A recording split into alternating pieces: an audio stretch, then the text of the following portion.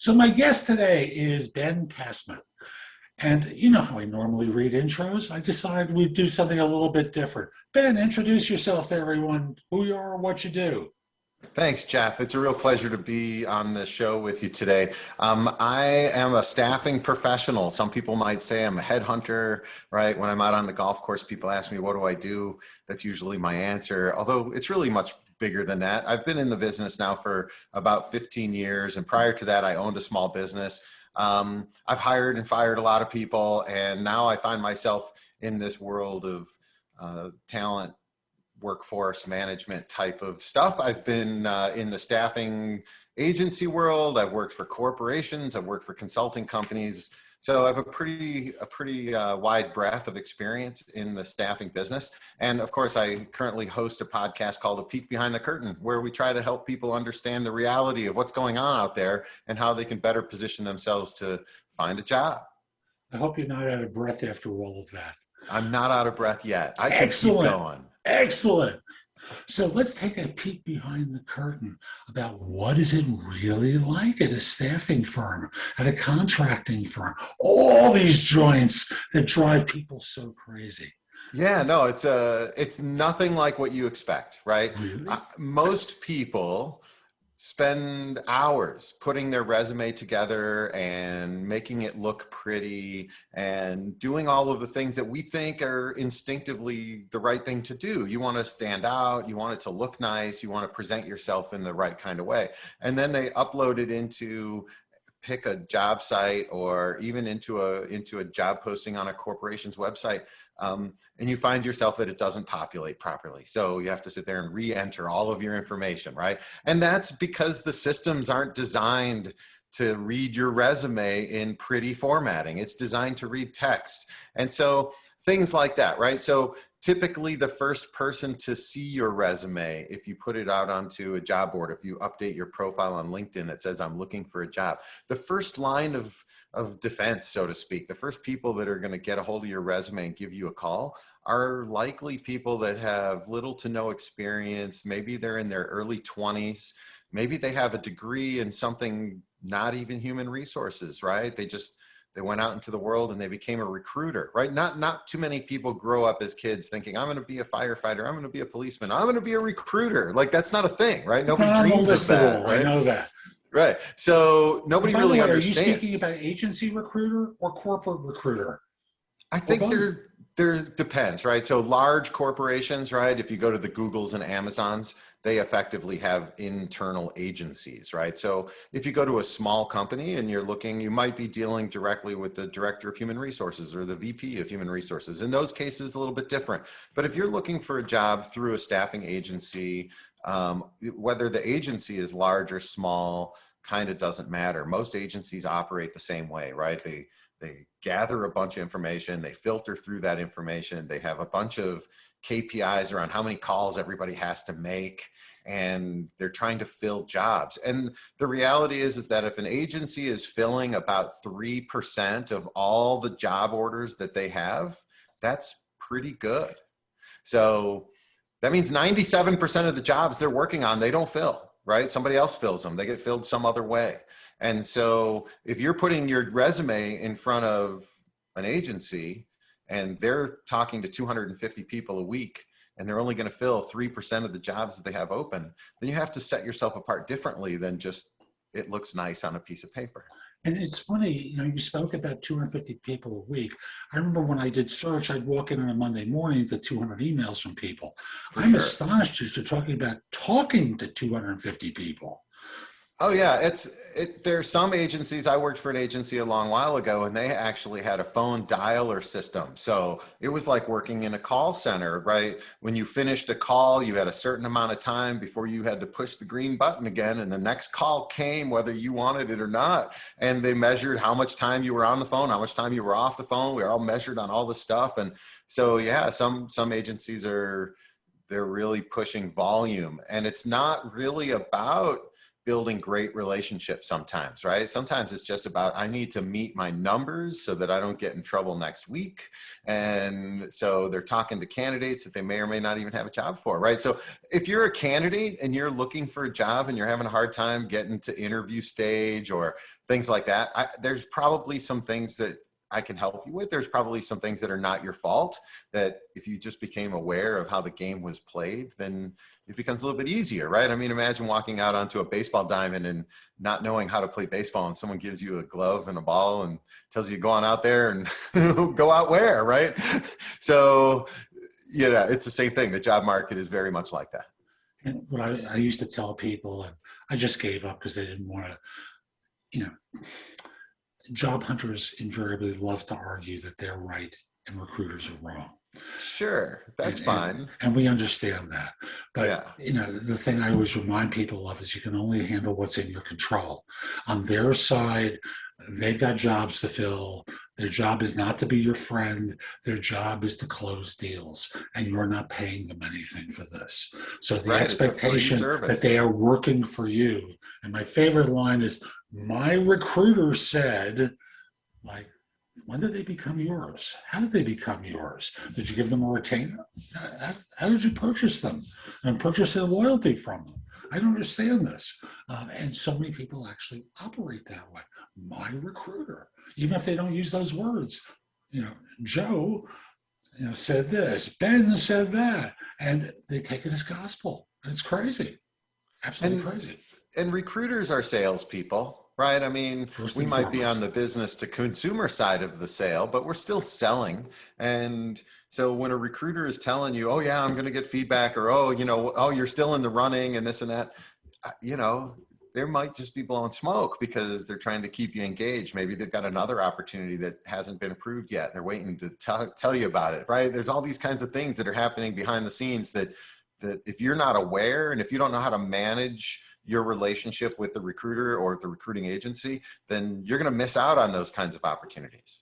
And one of the things, my favorite, and you mentioned it before, is the scenario, I should hear from them later in the week, early part of next, at the stall. Right. You know, Yeah. and what's going to happen between later in the them. week and early part of next? Now, how does this work? They're stalling for time. Maybe the client told them that I got one other person or two other people to talk to, and we'll have a decision later in the week, which invariably slips until the following week. And you know, it's part of the game. It is. It's part of the game. And it's really about knowing the rules, right? And understanding how to play within those rules. If you don't understand the rules, then of course you're going to have a harder time, right? It's like swimming upstream. But you know, and it's not too hard to figure it out. If you're working with a recruiter right now, just start asking some probing questions like, how many other clients do you work with? What other kinds of requisitions do you work on? Do you pay a referral fee if I know somebody that might be interested in a job? Things like that. And start to understand what's going on in the culture behind the scenes, right? You know, be compassionate about the fact that, like, hey, I don't want to be overly persistent. You know, finding a job is it's an emotional thing. I understand you're under a lot of pressure, but, you know, can you just give me 10 minutes, right? And then you got to have good questions to answer in those 10 minutes. And some of those questions might be, you know, listen, I was listening to this podcast and they were talking about 3% as a fill rate, things like that, and start to understand, are they a successful agency? Is your recruiter a successful recruiter? Could the agency be a good agency for you? You just need to find a new recruiter to work with, right? Things like that. There's a lot of different ways to skin the cat. And I think you're right. A lot of people think of their recruiter as like their real estate agent or something, like they have some kind of fiduciary responsibility to you, but they don't. They have a job to do and they're being paid by a corporation that is, you know, invested heavily in making sure that they fill as many jobs as they can. And if you're not the right fit, then you're not the right fit. And really nobody has time to call you and tell you why and give you a bunch of feedback and coach you up and tell you all the great things about you and why you just didn't quite make the cut. Nobody has time for that. So you kind of have to cut your emotions out of it and recognize that the people you're dealing with, they're, like you said, they're not there to be your friend, although they are. They're there to be your friend in the moment, to get you through the process, to help you understand. And then maybe in the future to help walk you through the next time. But at the end of the day, you're probably never going to meet the recruiter face to face. And that's not a COVID issue. That's just a reality That's issue. just the reality, right? Yeah. Yeah. I used to work in New York. I was filling jobs in 49 out of 50 states plus Canada. Yeah, yeah. Right. Just Nowadays, recruiters are virtual. Everybody's virtual. The job can be done over the internet. There's no reason. I know recruiters that live on boats. I know recruiters that work out of RVs. I know recruiters like myself that move around the country from season to season if we can.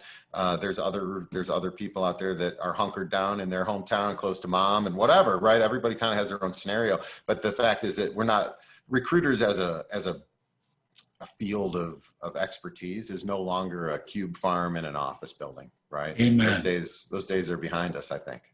I hope. Yeah. So, what else don't people understand about recruiters that you can highlight for them? Yeah, I'm glad you asked. A lot of people feel like they're so emotionally attached to their job because it provides their lifestyle, right? That kind of thing. And if you understand that most recruiters have a very full plate, they have tons of calls, bunches of meetings, lots of managers, and their job is to weed you out, right? Their job is not to weed you in. And so if you can make a recruiter's job easy, then you're going to have a much smoother path through the noise than somebody who is making their life more difficult. And I can tell you every agency has their list of frequent flyers, or they call them other things. I worked in an office once where we had a donkey list because there are some people who are just donkeys and they believe they belong on the list, and every firm has some way of referring to the people that kick the can, right? They just kick it over, and that's not good. You don't want to be that. And there's also the other mistake that people make, and that's just to completely disengage, right? Well, I sent my resume, I had a phone call, and that's it. No follow-up, no email, no thank you note, no nothing. And so there's a balance, right? You have to find the right amount of persistence and you have to be providing some kind of value to your recruiter, right? Why you're a great candidate, why you should be presented, right? You can't just sort of post and hope. That's not a good strategy. No, you don't think the idea of posting your resume online and making prayers that someone's going to call you and Hosanna, I'm getting a It can't job. hurt. It's not going to hurt you to do that, but it's not going to help you either.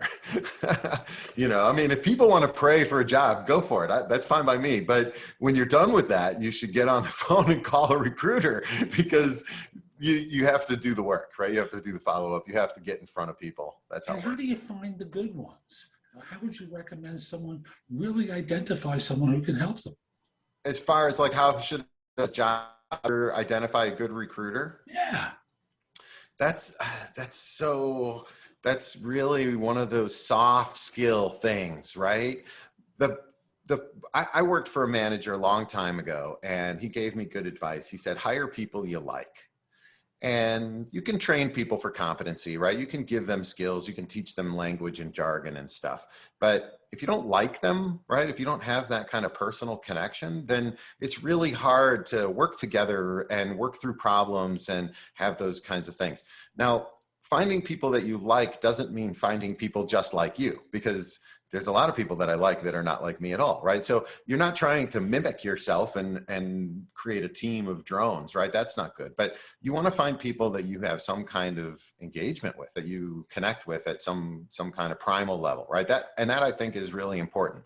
I think recruiters and job seekers should have that same kind of basic foundation. If you're talking to a recruiter and you're just not getting a good feeling, then ask to talk to a different recruiter. And don't be rude. Don't be a jerk, right? Just, hey, you know what? I really appreciate it. I think I have a certain kind of expertise. I'm not sure that you're the right recruiter for me. I'd like to talk to maybe somebody that's, been in the business a little longer, or that focuses on a particular skill, or, whatever, that kind of thing. Just find a different recruiter. If you're not finding help there, go to a different agency. There's a lot of agencies, right?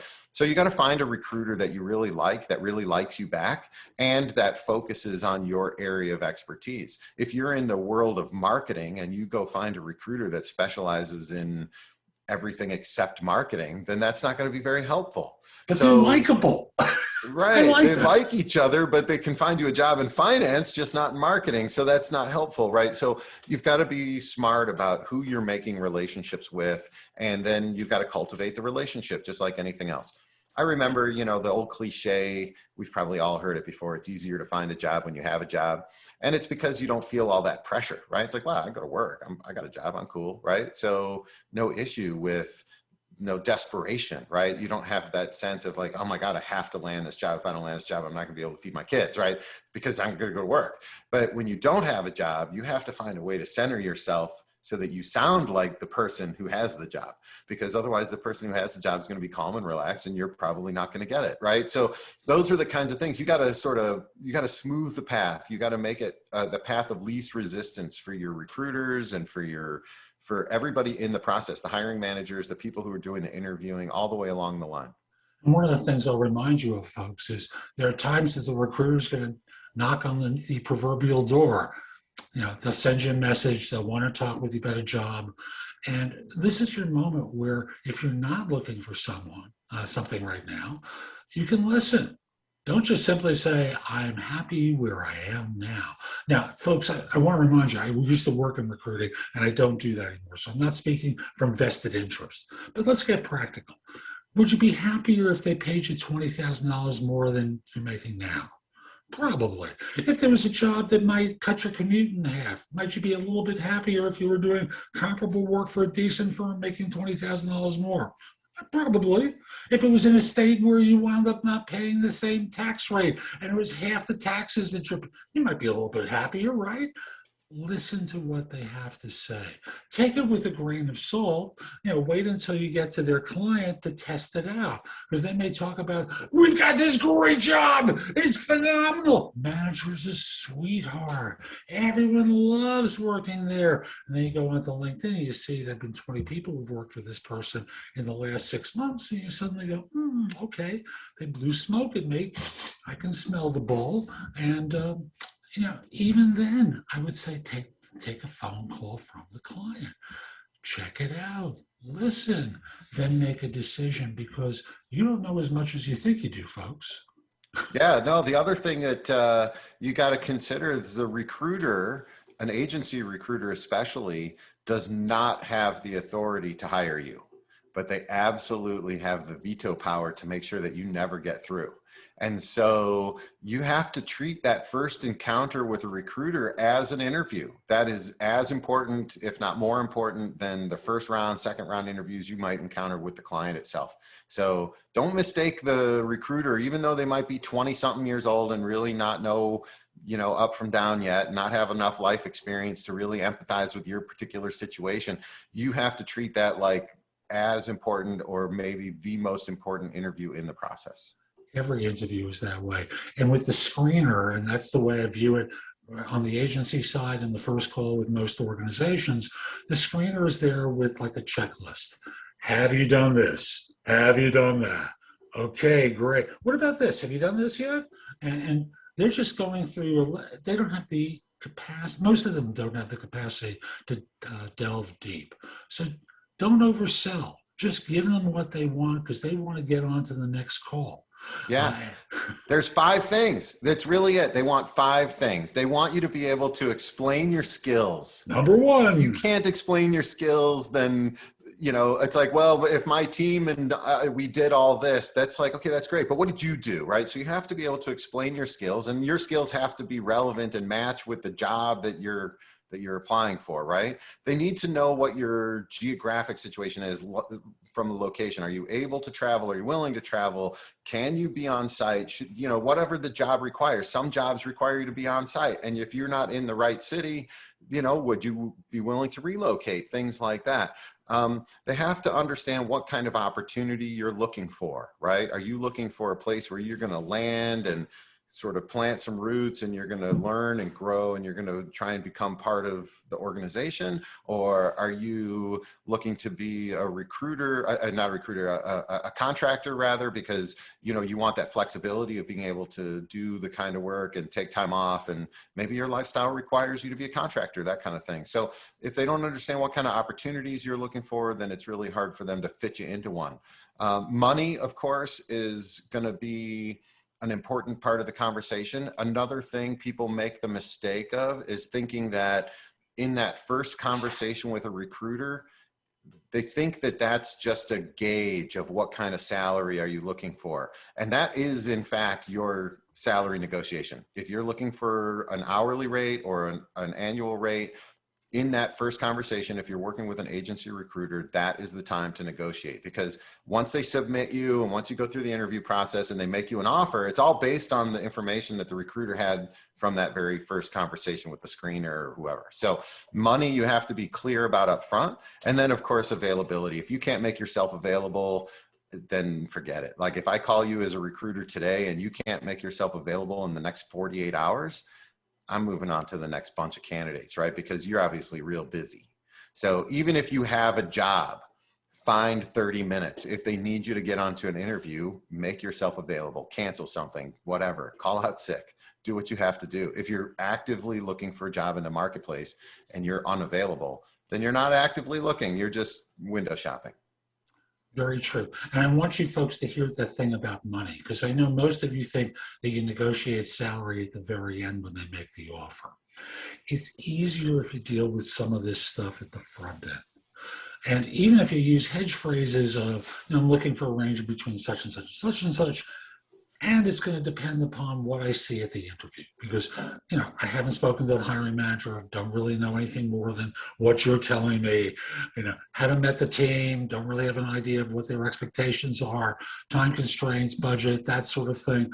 So, I can give you a range and you may hear the lower number. And after I talk to them, I may only want the higher number. So this way you set that a marker for yourself so that they don't simply hear the low number and start going, oh, he's willing to take 120, not just simply the 140, and zero in on that number that it would really take a lot for you to go to. Yeah, I would also say in relation to that, make sure that your low number is a number that you're willing to accept, because even after you go through the entire interview process, you may find that it's a great opportunity, it's a great job, great people, great situation, and you told them, oh, I need to be between 120 and 130, and they came back to you at 120. You've got to be willing to accept that low number, right? So don't price yourself out of the market, right? If the job realistically pays in that 120 range, don't come in at looking for 210, right? That's not going to get you there, right? So you got to be realistic. You got to be at least within the right target. But once you're kind of zeroed in on the right target, you find out that, yep, I'm in the right ballpark, then you have to be willing to make the move, right? And accept that, okay, this is, especially for a contract role, right? There's really almost no negotiation when you're talking to contract recruiters and contract hiring managers, right? They're just looking to put butts in seats, and they have budgets, and it's a commoditized function, even though we're not talking about commodities, we're talking about human beings and what have you. But the function has become a supply chain management exercise in the world of talent workforce, right? And so that's the reality, right? And that's, I mean, it might be terrible, but it's the truth. So you have to sort of know. You're a contractor, you know the game. Let's Yeah. not kid ourselves. Yeah. Basically, you're there, you're doing it for money, just like that's other it. You're a professions mercenary. do. That's it.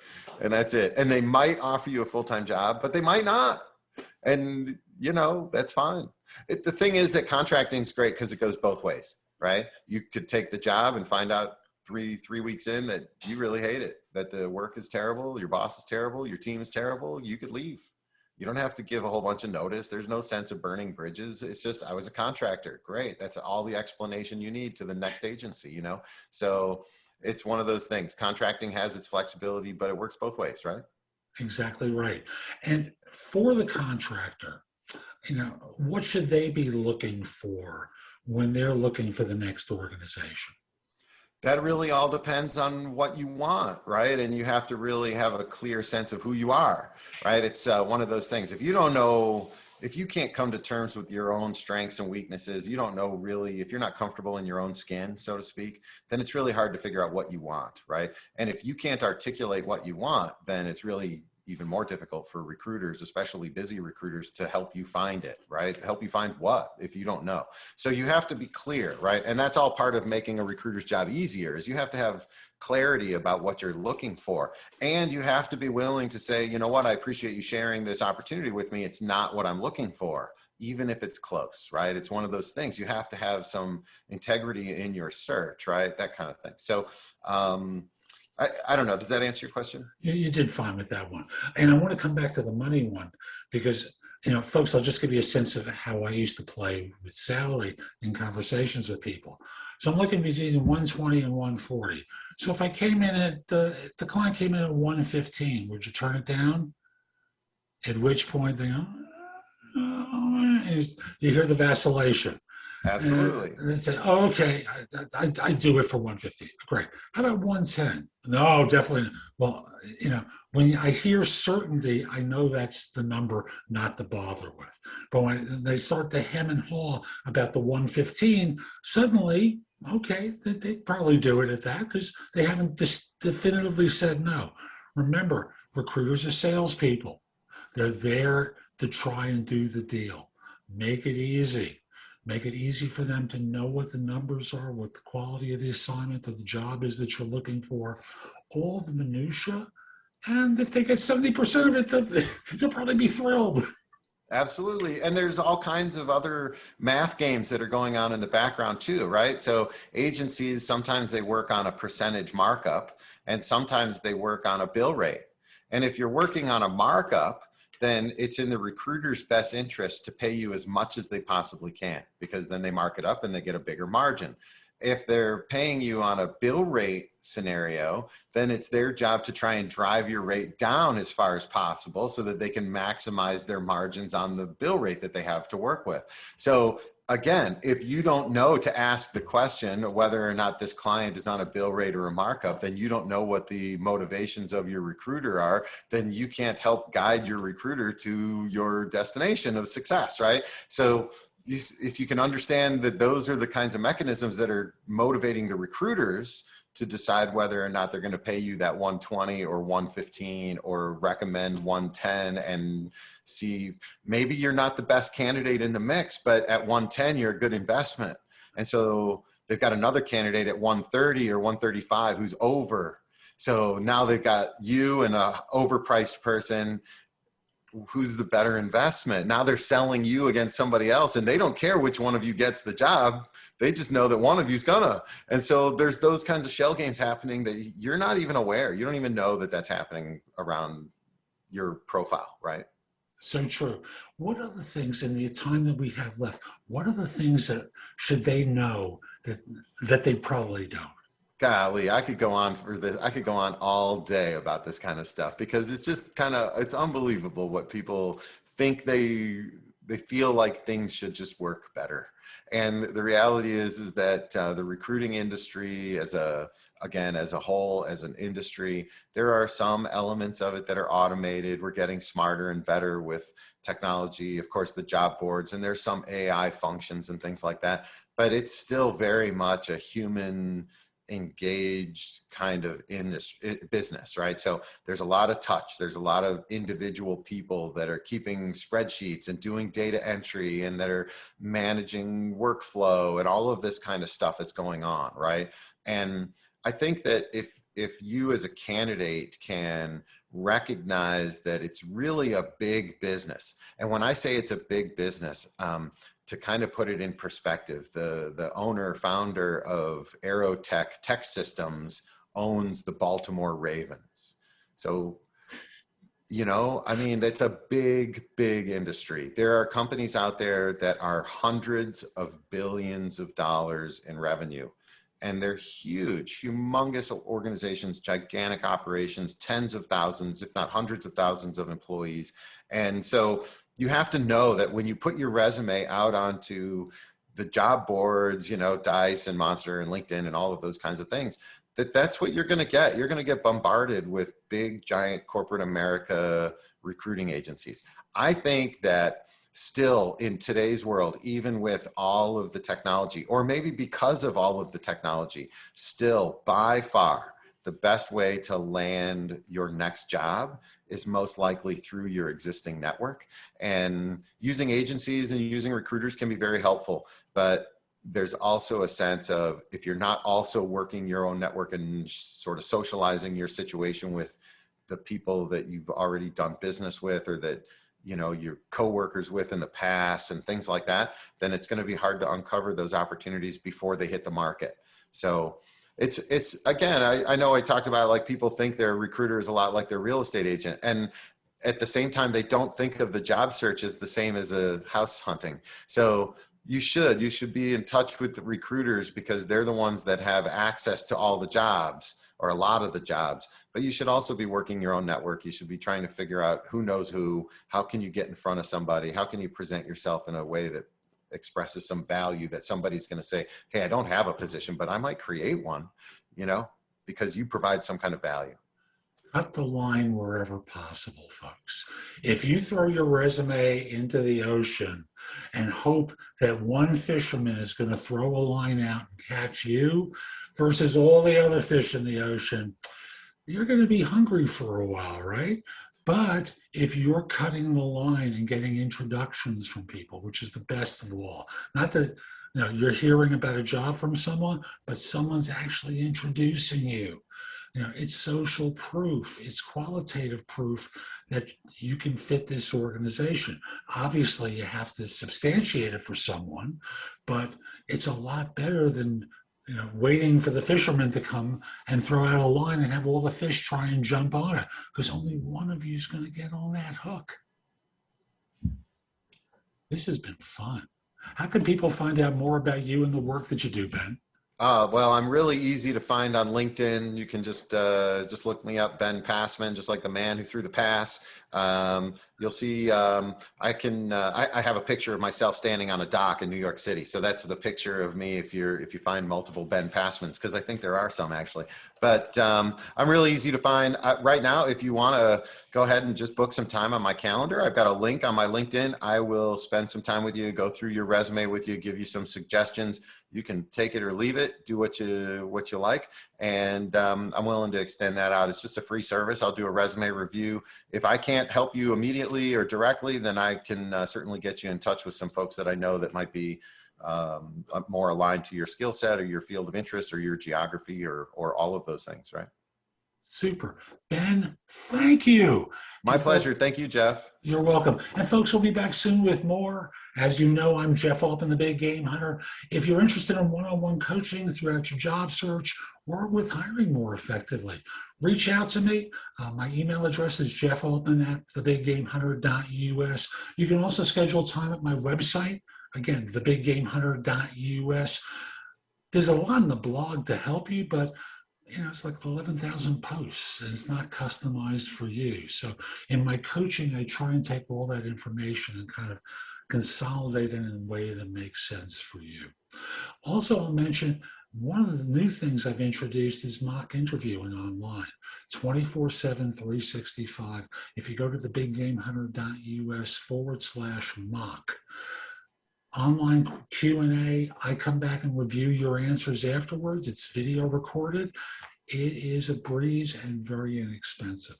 Lastly, connect with me on LinkedIn, linkedin.com/IN/the-big-game-hunter. Hope you have a great day, and most importantly, be great. Take care.